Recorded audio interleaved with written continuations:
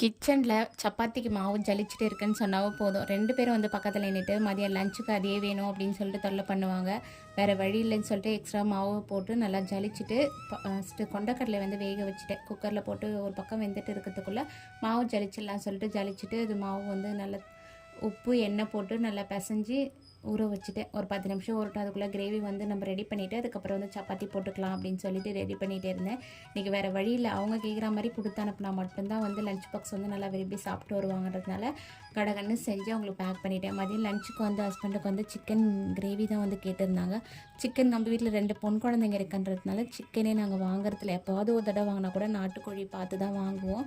இப்போ வந்து சரி சிக்கன் எடுத்துகிட்டு வந்து கிரேவி வச்சிடலாம், ரொம்ப நாள் ஆச்சா நம்மளும் சாப்பிட்டதுனால கொஞ்சமாக மட்டும் எடுத்துகிட்டு வந்து எங்களுக்கு மட்டுமே வச்சுக்கிட்டோம். குழந்தைங்களுக்கு வந்து வெள்ளை கொண்டக்கடலை வந்து கிரேவி மாதிரி வச்சு கொடுத்துட்டேன். இந்த வச்சு சாப்பிட்டாவே நல்லா விரும்பி சாப்பிட்ருவாங்க. ரொம்ப ரொம்ப அவங்களுக்கு பிடிக்கும். பாய்.